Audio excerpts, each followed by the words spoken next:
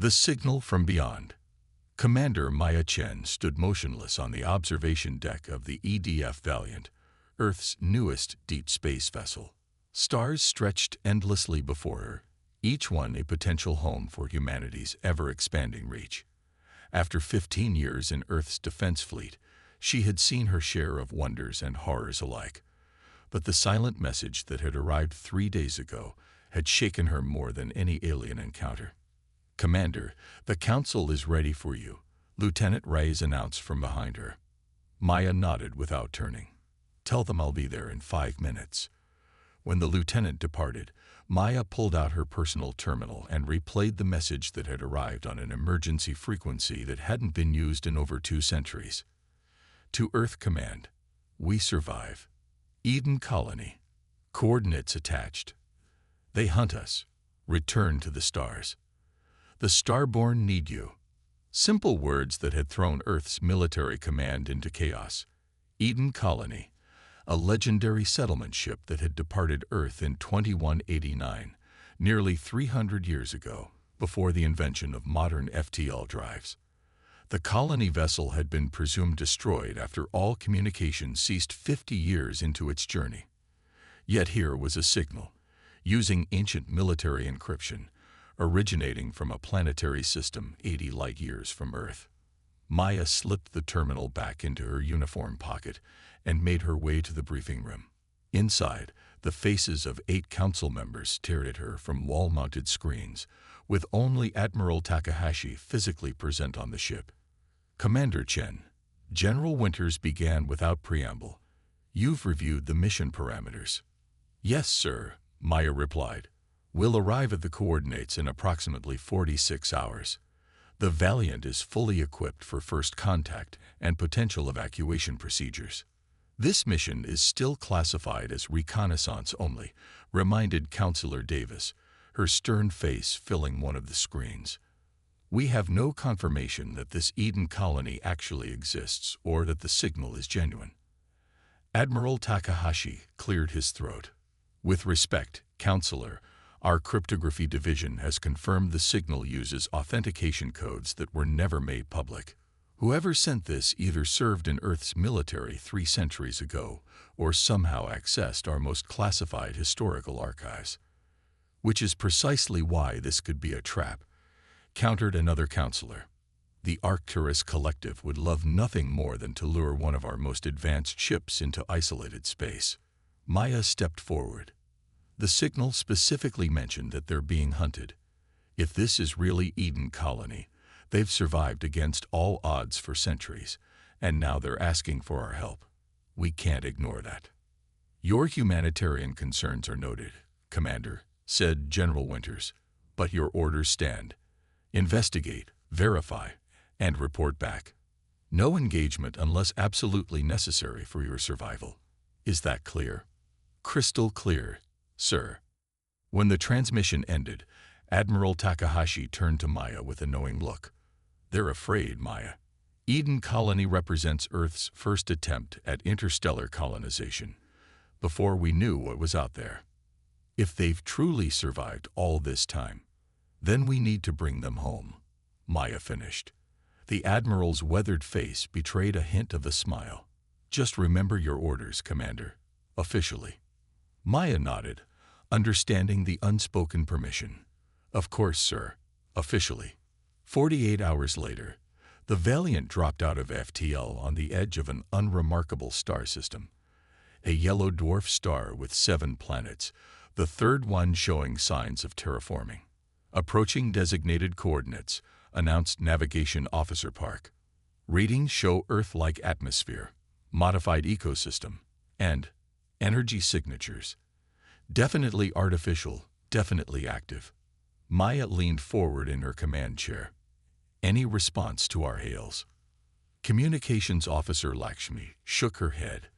"Nothing on standard frequencies. I'm cycling through historical channels now, including the same emergency band that sent the original message." "Life signs?" Maya asked, turning to Science Officer Wang. "Confirmed, Commander. Approximately 5,000 humanoid signatures concentrated in what appears to be a central settlement. But there's something unusual about their readings. They don't exactly match standard human baselines. 300 years of isolated evolution would do that, Maya murmured. Any signs of other species? Anything that might be hunting them? No current threat signatures, but there are unusual energy readings at the system's edge. Could be residual weapons fire or defense system activations from within the past 72 hours. Maya made her decision. Take us in, Lieutenant Park. Standard approach vector. Lieutenant Reyes, prepare a shuttle. I want a ground team ready in 20 minutes. Commander, Wong called out suddenly. I'm detecting a small craft launching from the surface. It's heading directly for us. Weapons status. Maya asked, tensing. None detected. It's a small transport vessel, primitive by our standards. Pre-FTL technology. They're hailing us, Lakshmi announced. Audio only, using an old Earth frequency. Maya nodded. Put it through. The bridge speakers crackled with static before a voice broke through. Human, female, speaking English with an unusual accent that made the words flow together in an almost musical cadence. Earth vessel, this is Sentinel Ilara of Eden Colony. We've awaited your return for generations. Request permission to dock and guide you to our settlement. Time is short. They will return soon. Maya exchanged glances with her senior officers before responding. Sentinel Ilara, this is Commander Maya Chen of the Earth Defense Fleet vessel Valiant. Permission granted. Our bay doors will open for your approach. 30 minutes later, Maya stood in the Valiant's docking bay as the colonial vessel, a patchwork craft that showed remarkable engineering ingenuity despite its obvious age, settled onto the deck. The craft's side hatch opened with a hydraulic hiss, and a woman emerged. She was tall and slender, with pale skin that seemed to have a subtle luminescence beneath it. Her eyes were the most startling feature, larger than normal, with irises of such a deep blue they appeared almost violet. Her movements were graceful yet precise as she approached Maya. Commander, she said, her voice matching the one from the transmission. I am Ilara, Sentinel of the First Ring. You've come just as the ancient records promised. Maya stepped forward. We received your distress signal. Eden Colony was believed lost centuries ago. A flicker of something, pride, perhaps, crossed Ilara's face. Not lost, Commander. Transformed. We are the Starborn now. We adapted to survive in isolation, but our time here is ending. The Void Hunters have found us, and our defenses weaken with each attack. The Void Hunters? Maya asked. They came first a century ago, beings of living shadow that consume all light, all energy. We drove them back with technologies developed from our colony ship's remains, but they've returned in greater numbers. Our last battle depleted our final reserves. Maya gestured toward the door. We should continue this conversation with my senior staff. If your people are in danger, we need to understand exactly what we're facing. As they walked through the corridors of the Valiant, Maya noticed how Ilara studied everything with intense curiosity, yet showed no surprise at the advanced technology. Your ship is impressive, Ilara said, but not unexpected. Our archives preserve knowledge of Earth's potential technological trajectory. Yet you never attempted to contact Earth again after your colony ship's communication systems failed. Ilara's expression darkened. We tried for decades. Then came the first change. Our bodies adapting to the planet's unique radiation. The early colonists feared Earth would see us as no longer fully human. Later generations focused on survival as the Void Hunters discovered our world. In the briefing room, Ilara explained their situation to Maya's senior staff. The Eden Colony had landed on the planet, which they named Novo Eden, after their ship was damaged by an unknown cosmic phenomenon. The 5,000 colonists had struggled at first, but eventually adapted to their new home. Over generations, exposure to the planet's unique radiation had triggered subtle genetic changes, enhancing human abilities in unexpected ways. We developed heightened senses, improved cellular regeneration, and some among us can even perceive energy patterns directly, Ilara explained. But the radiation that changed us also made us detectable to the Void Hunters. They feed on energy signatures like ours. Science Officer Wong leaned forward. These changes in your physiology, are they uniform across your population? No. Some bloodlines change more than others. The first families, those who were exposed longest during the landing crisis, produced the Sentinels. We carried the strongest modifications. And these Void Hunters, Maya pressed. What exactly are they? Biological entities? Machines? Ilara's expression became troubled. Neither. Both. They exist partially in another dimensional phase, which is why our weapons have limited effect. We've managed to drive them back by generating specific energy frequencies that disrupt their physical manifestation, but our power sources are nearly depleted. When do you expect them to return? Admiral Takahashi asked. Within days, perhaps hours. Their attack pattern has been consistent. Scout vessels first, then the harvester ships. Maya made her decision. Admiral, with your permission, I'd like to take the Valiant into orbit around Novo Eden and assess the colony's situation firsthand. If these Void Hunters are as dangerous as Sentinel Ilara suggests, they could pose a threat beyond this single colony. The Admiral nodded slowly. Agreed. But remember the Council's orders, Commander. This is still officially a reconnaissance mission. Of course, sir, Maya replied, then turned to Ilara. Prepare your vessel. We'll follow you to the colony. As they departed, Lieutenant Rice approached Maya privately. Commander, do you believe her story? These genetic modifications, interdimensional hunters. It sounds impossible, Maya finished. Lieutenant, humanity has encountered silicon-based intelligence, sentient energy clouds, and beings that exist simultaneously across multiple timelines. After what we've seen in the past century of space exploration, is it so hard to believe that an isolated human colony might have developed adaptations to survive?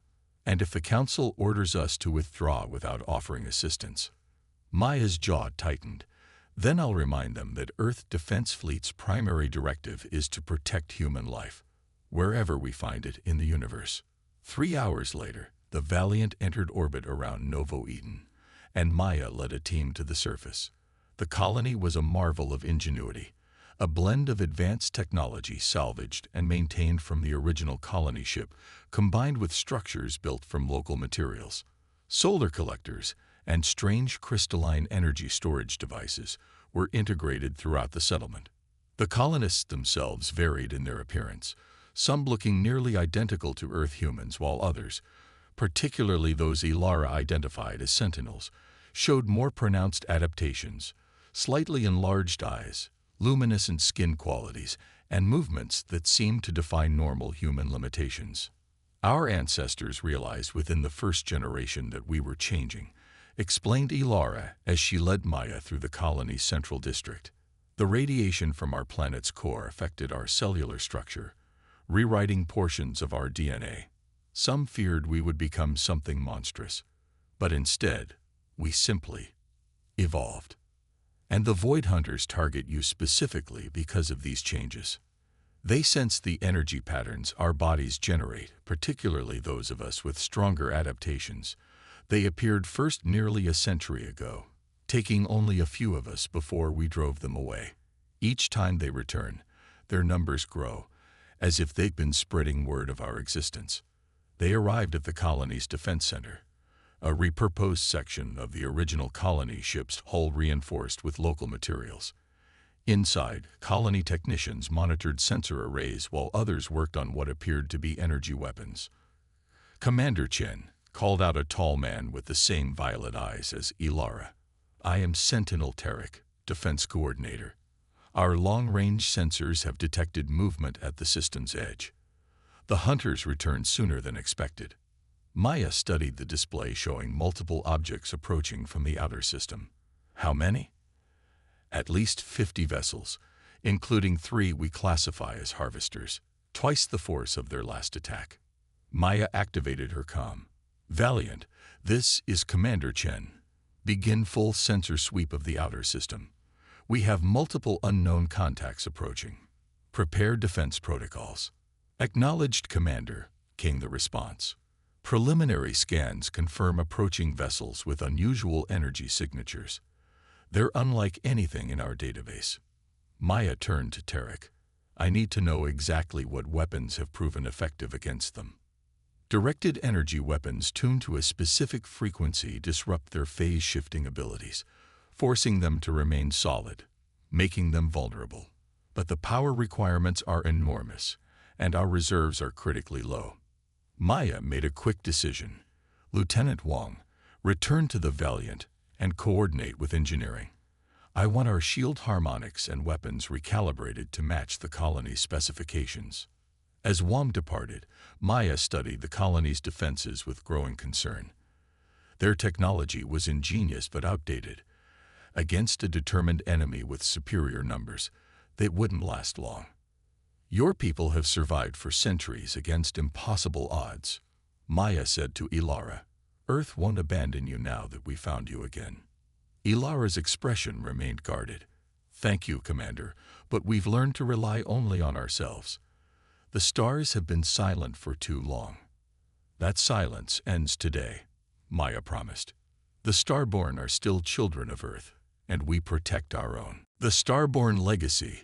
The Void Hunters' advanced scout vessels entered the inner system 6 hours later, sleek, obsidian shapes that seemed to absorb rather than reflect light. They moved with unnatural precision, their hulls occasionally shimmering as they phased partially in and out of normal spacetime. 5 scout vessels approaching orbital insertion, reported Lieutenant Park from the Valiant's bridge. Our modified sensors can track them even during phase shifts, but targeting systems are having trouble maintaining locks. Admiral Takahashi stood beside Maya at the tactical display. The Council has granted provisional authorization for defensive operations only, Commander. We are not to engage in offensive action without direct approval. Maya nodded, keeping her expression neutral. Understood, Admiral. We'll hold position in high orbit and focus on defensive measures for both the Valiant and the colony. On the surface, colony defense teams rushed to their positions. Maya had divided her security forces between the ship and the ground, with Lieutenant Reyes coordinating the surface teams. The Valiant's engineers had worked with colony technicians to integrate their defense systems, boosting the efficiency of the colony's phase disruption generators. Commander, Ilara's voice came through Maya's communicator. Our sensors detect the harvesters accelerating. They never commit their primary vessels this early in an attack pattern. They've detected the Valiant, Maya realized. They know something's different this time. The scout vessels suddenly altered course, moving into an attack formation. All hands to battle stations, Maya ordered. Deploy countermeasures as planned. Lieutenant Park, position us between those scouts and the colony. The Valiant's engines flared as the massive ship moved into a defensive posture.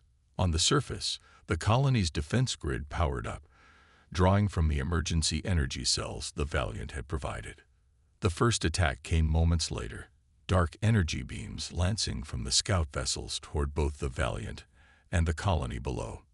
The ship's modified shields flared bright blue as they absorbed the attack. Shields holding at 87%, reported Lieutenant Park. The modifications are working. Return fire, Maya ordered. Target their propulsion systems. The Valiant's energy cannons fired. The beams modulated to the frequency Tarek had provided. When they struck the lead scout vessel, its hull solidified fully into normal space, losing its shimmer effect. The ship's movement became erratic. Direct hit, Park called out. Target is destabilizing. On the tactical display, Maya watched as the scout vessel's energy signature fluctuated wildly before the ship itself seemed to collapse inward, imploding into a brief flash of dark light. All vessels, continue fire with modified weapons, Maya commanded. Coordinate with colony defense grid for maximum coverage. For the next hour, the battle raged across Novo Eden's orbit. 3 scout vessels were destroyed, while the remaining 2 retreated toward the approaching harvesters. The Valiant had sustained moderate damage to its outer hull, but all critical systems remained operational. "Commander," Wong called from the science station, "I'm detecting unusual energy readings from the colony, specifically from the Sentinel compound." Maya frowned. "Specify." "It's similar to the energy signature of the Void Hunters, but inverted somehow, and it's growing stronger." Maya opened a channel to the surface. "Lieutenant Reyes, report on the Sentinel compound." "Commander, something's happening here," Reyes responded, his voice tight with tension. "The Sentinels, about 30 of them, have gathered in some kind of formation. They're glowing." "Ilara, what's happening?" Maya demanded. Ilara's voice came through, strained but determined. "What we must, Commander. The Harvesters have never committed their full force like this. We're activating our final defense." "What final defense?" "The convergence. The most adapted among us can temporarily merge our energy signatures to create a disruption field. It will destroy the Harvesters, but the process is taxing." "Taxing? Ilara, what does that mean exactly?" There was silence for a moment before Tarek's voice replaced Ilara's. "It means sacrifice, Commander. The Sentinels who participate in the convergence burn through their life force to generate the field. Few survive the process." Maya felt cold realization wash over her. "Stand down immediately. The Valiant can handle the Harvesters." "No, Commander," Ilara replied, her voice returning. "Your vessel is powerful, but the Harvesters exist partially beyond normal space. Only the convergence can reach them in both phases simultaneously. There has to be another way," Maya insisted. "There isn't.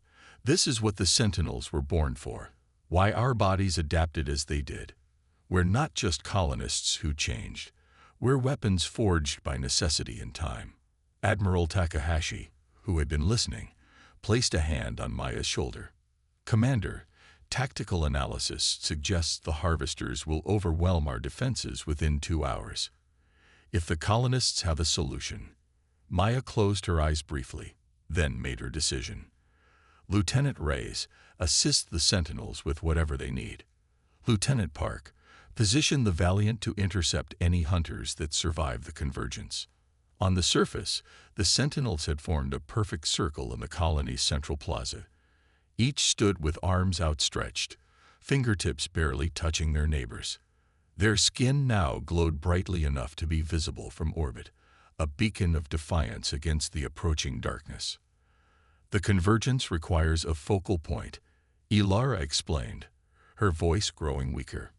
"A mind strong enough to channel the combined energy without fragmenting." "And who serves as this focal point?" Maya asked, already dreading the answer. "I do, Commander. As first Sentinel, it is my right and duty." The Harvester vessels entered the inner system, their massive hulls dwarfing the scout ships that had preceded them. Each was the size of a small moon, their surfaces rippling with phase shifts that made them appear to flicker in and out of reality. "They're preparing to deploy harvesting arrays," Wong reported. "Energy buildup detected along their ventral surfaces. All weapons lock on those arrays," Maya ordered.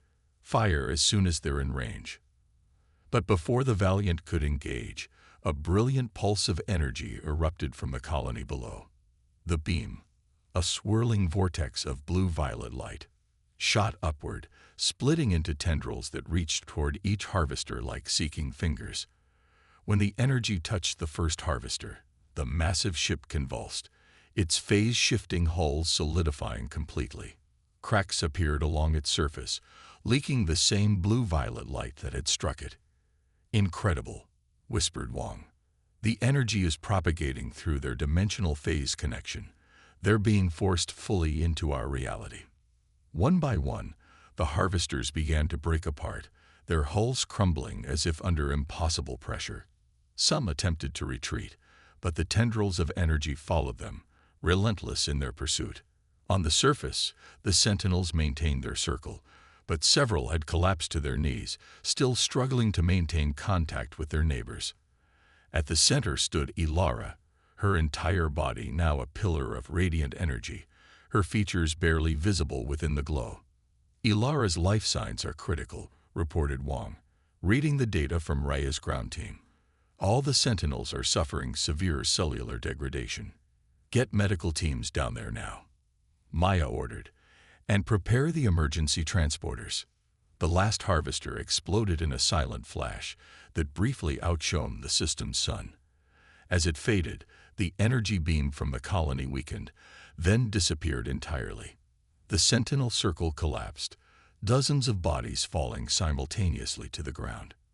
Maya beamed directly to the surface with the first medical team. The plaza was eerily quiet, the fallen sentinels arranged in their perfect circle like figures in an ancient ritual. At the center, Lieutenant Reyes knelt beside Ilara's motionless form. "Commander," he said, looking up as Maya approached. "She's alive, but barely. Her cellular structure is changing." The colony's medical director pushed forward. "The convergence has accelerated the process in all of them. They're undergoing a second transformation." For 3 days, the Valiant's medical bay worked alongside colony physicians to stabilize the 36 sentinels who had participated in the convergence. 28 survived, including Ilara, though all remained in critical condition. On the 4th day, Maya stood in the observation room, watching through a sterile field as Ilara opened her eyes for the first time since the battle. The change was immediately apparent.